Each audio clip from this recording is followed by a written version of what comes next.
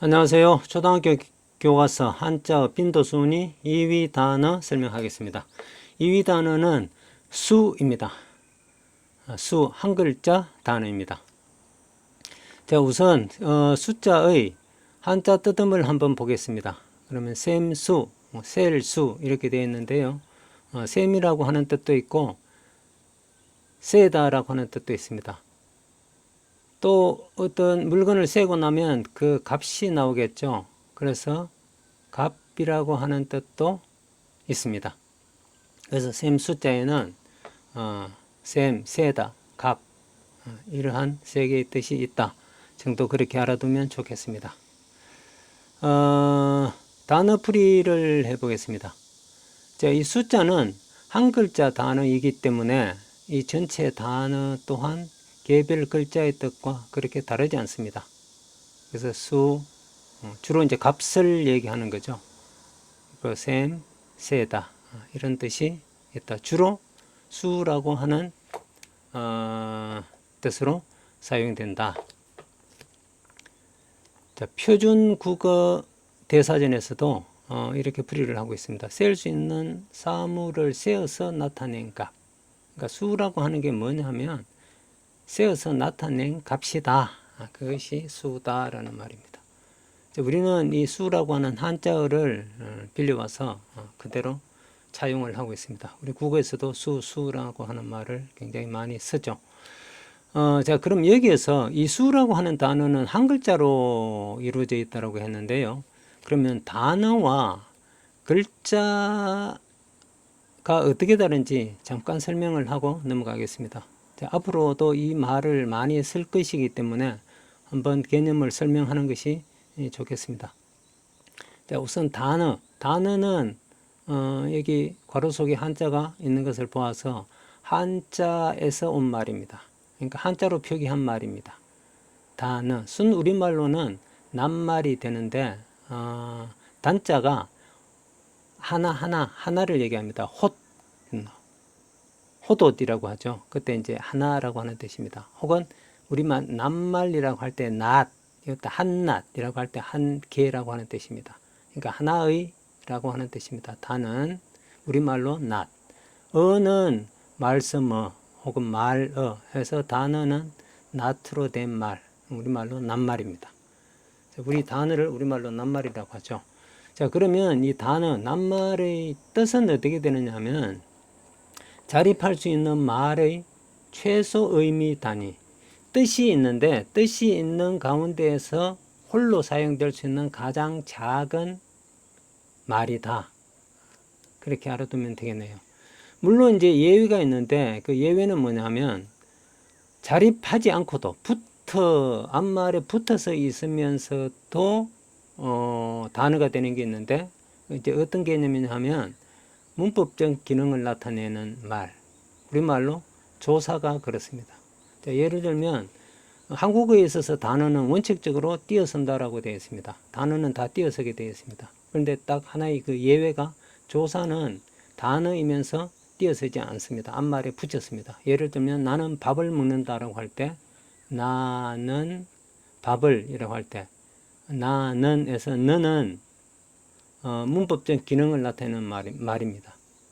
나라는 사람이 뒷말 행위의 어떤 설명의 대상이 되거나 또 행동의 주체가 된다라고 하는 뜻을 나타내는 조사입니다.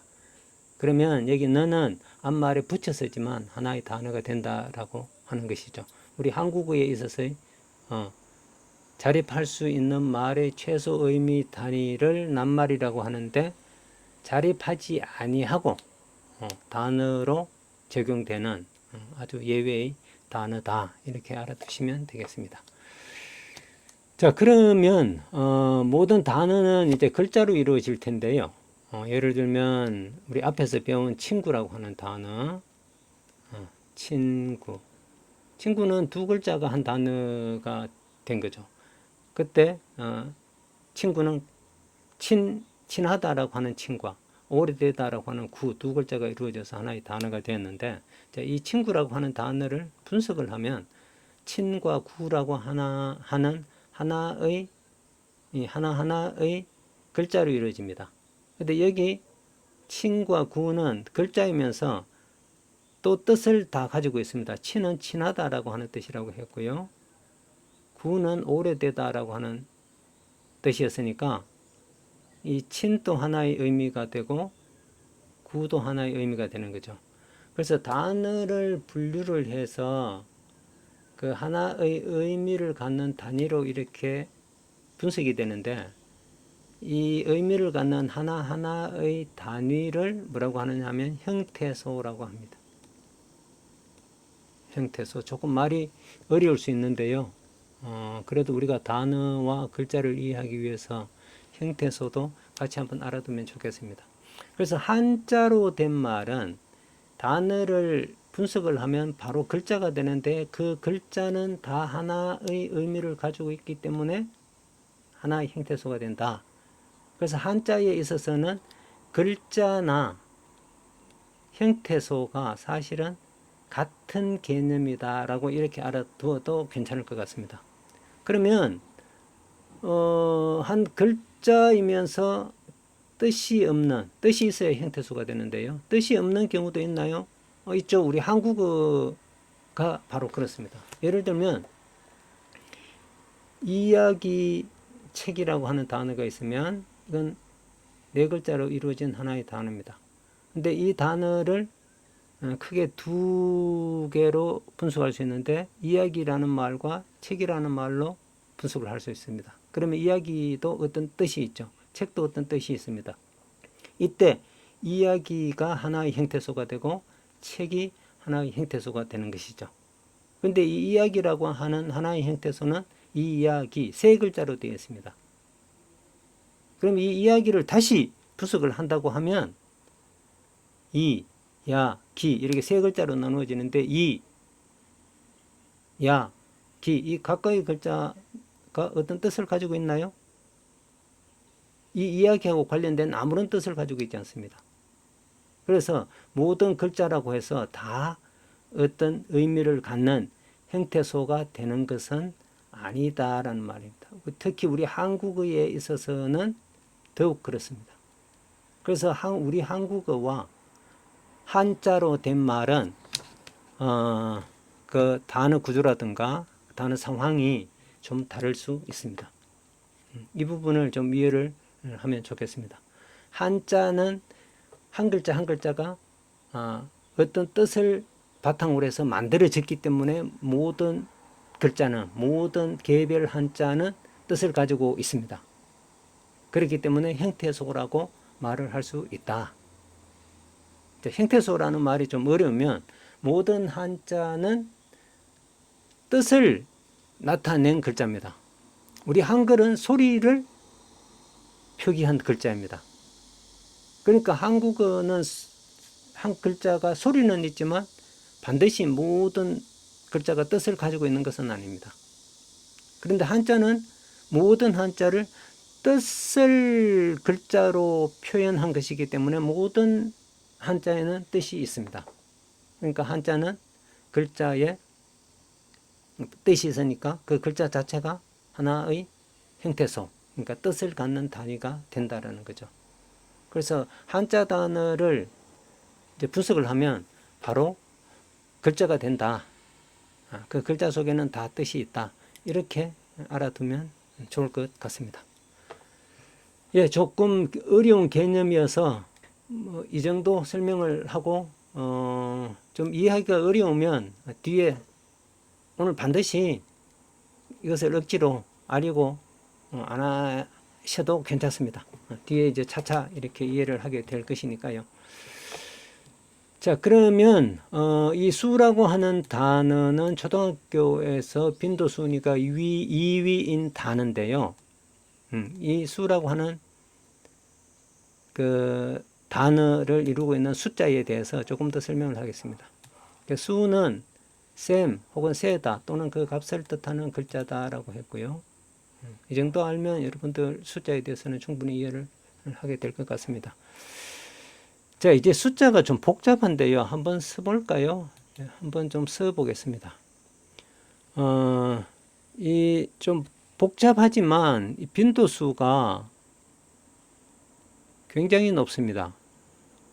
단어로서는, 그러니까 한 글자가 단어로서는 2위고 개별 글자로는 빈도순위 1위 글자입니다.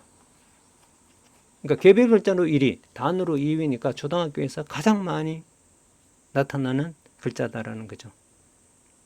그러니까 굉장히 중요한 글자니까 획수가 좀 어려워도 이 글자에 대해서 공부를 조금 더 하고 가는 것이 좋겠습니다. 자, 숫자를 한자로서 보면 네모를 하고 가로획을 긋습니다.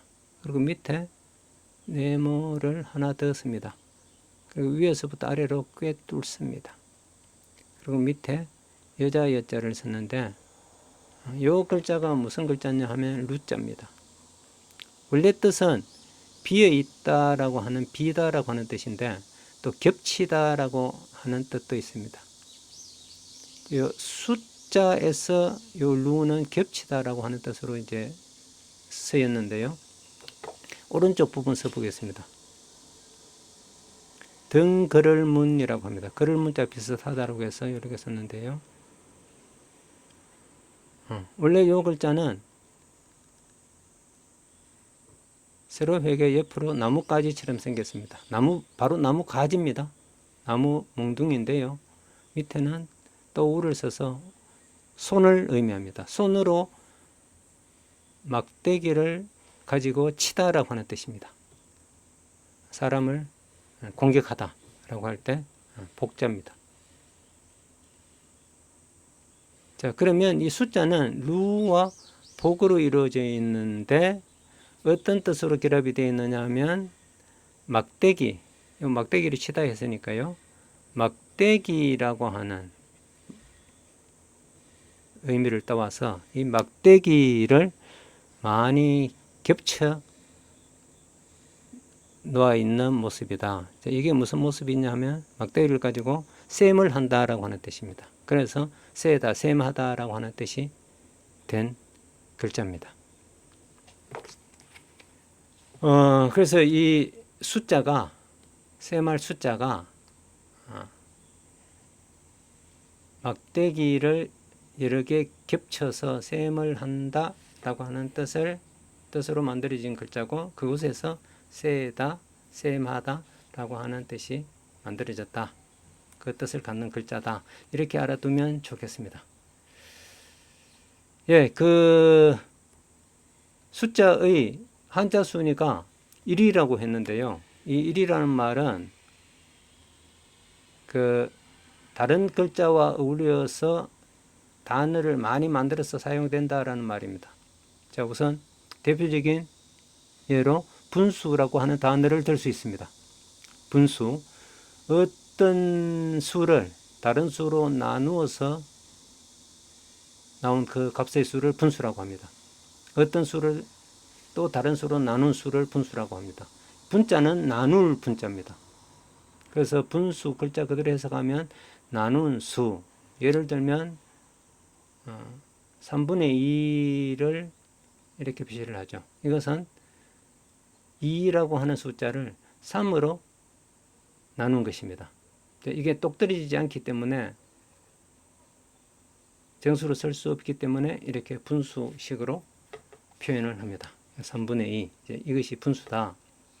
분수를 우리가 읽을 때는 3분의 2라고 이렇게 읽습니다. 이건 무슨 뜻이냐면 여기 분이라는 말은 나누다라고 했죠. 분수에서 분이니까요. 3분이라는 말은 3분, 세 등분 했다라는 말입니다. 어떤 것을 3으로 나누었다. 그러니까 어떤 물체를 세 등분을 했다라는 말입니다. 그 중의 2개다라는 말입니다. 이게 이제 3분의 2가 나타내는 값입니다. 예, 분수 그렇게 이해를 하면 좋겠습니다. 그 다음에 하나 더 보면 수학이라고 하는 단어가 있습니다. 숫자는 셈수, 수, 세다 이런 뜻을 갖는 뜻이라고 했고요. 학은 여기에서 원래 이제 배울 학으로 많이 알고 있을 텐데 여기에서는 뭘 배우느냐 하면 공부를 한다라고 해서 공부라고 하는 뜻입니다. 학에는 배우다라고 하는 뜻도 있지만 공부라고 하는 뜻도 있습니다. 그리고 조금 더 고차원적인 말로 학문이라고 하는 단어가 있습니다.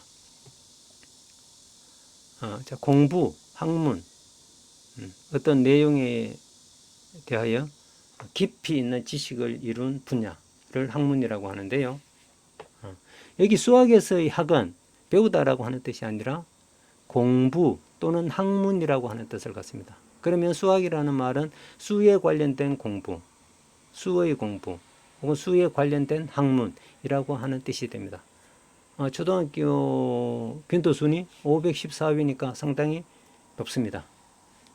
514위가 뭐가 높느냐고요? 초등학교에 총 사용된 한자 단어 수가 12,787개라고 했습니다. 12,000개 중에 514위니까 굉장히 순위가 빠르죠. 자, 우리 학생들이 초등학교 한자가 어렵기는 하지만 이 한자어 공부를 좀 많이 해두어야 할 것은 초등학교 6학년까지 전체 나오는 한자 단어 수가 12,787개라고 했는데 최소한 6학년 공부하고 나면 여기 있는 말을 다 알아야겠죠. 그러면 초등학교 이걸 1학년부터 6학년까지 나눈다라고 해도 한 학년에 최소한 몇 개씩 해야 됩니까? 2,000개씩은 해야 하지 않나요? 초등학교 1, 2, 3학년 때는 저학년이니까 100개씩 정도만 한다고 하고 4, 5, 6학년 한자 단어가 가장 많이 나오는 학년이 5학년, 6학년 때입니다. 1, 2, 3, 4학년까지 한 2,000개 나오고 그 다음 한 학년에 한 2,000개씩 이렇게 늘어납니다. 그러니까 저학년 때 한자가 좀 어렵기는 하지만 그래도 기본 글자 정도는 공부를 해 두어야 학년이 올라갈수록 공부가 좀 쉬워지지 않을까 싶거든요. 그렇게 생각하면 이 숫자는 획수가 좀 어렵지만 개별 한자로 가장 많이 나오는 글자고 또 하나의 글자로서 단어를 이루어서도 두 번째로 많이 사용된 글자니까 단어니까 이 수라고 하는 글자의 뜻을 꼭 알아두어야 될 것 같습니다. 자, 이 숫자는 중학교에서도 순위가 상당히 높은데요. 중학교에서는 한자어로서는 단어로서는 22위, 개별 글자로서는 19위라고 했습니다. 그러니까 22위보다 19위가 빠르죠. 이 말은 다른 글자와 결합해서 만들어진 단어로 더 많이 사용된다라는 말입니다. 숫자가.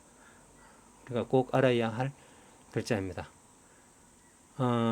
중학교에 사용된 전체 단어 수는 몇 개인지 아십니까? 자그마치 23,884개입니다. 아까 초등학교는 12,000개라고 했죠. 그러니까 거의 배에 가깝습니다. 초등학교에서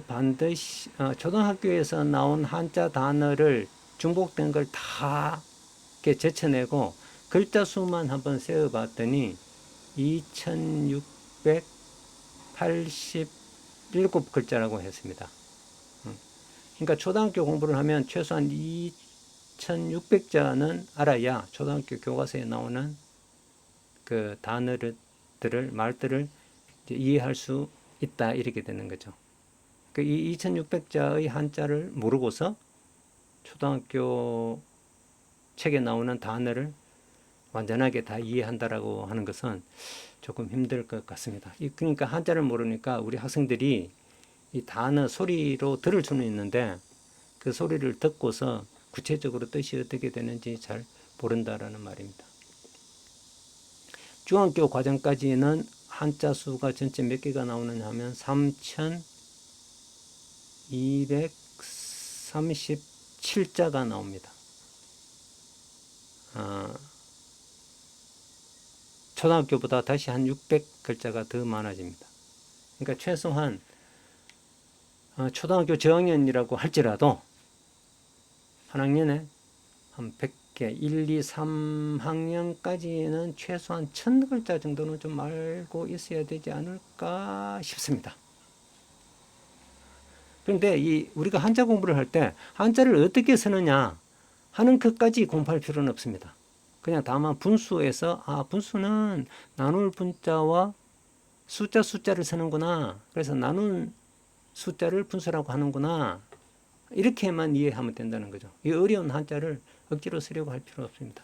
자꾸 이제 자주 봐서 눈에 익히면 됩니다. 그리고 한자를 몰라도 사실은 상관은 없습니다. 그러나 뒤에 조금 더 효과적인 공부를 효율적으로 공부를 잘하기 위해서는 이 분자는 나눌 분인데 이렇게 쓰는구나. 쓸 줄은 몰라도 보고 읽을 수 있으면 좋겠습니다. 그 단계까지만 공부를 해 두기를 구원해 봅니다. 예, 오늘 말이 조금 길어졌는데요. 이 숫자 단어는 여기까지 설명을 하겠습니다. 그리고 이제 마무리 복습 차원으로 퀴즈 한번 풀어보도록 하겠습니다. 자, 수의 뜻이 다른 하나는 어느 것일까요? 여러분들 한번 잘 찾아봐 주시면 좋겠습니다. 이 단어를 다 배우지는 않아도 아마 우리가 자주 쓰는 말이니까 충분히 이해할 수 있으리라고 생각을 합니다. 1번에 수평선의 수, 2번에 수학책의 수, 3번 분수식의 수, 4번 산수 공부의 수. 자, 이 중에 숫자가 하나는 뜻이 다릅니다. 나머지 세 개는 같은데요. 그 다른 하나는 몇 번일까요? 한번 맞춰보시기 바랍니다. 예, 오늘 여기까지 하겠습니다. 퀴즈에 관련된 정답과 풀이는 댓글로 올려두겠습니다. 모두 수고하셨습니다.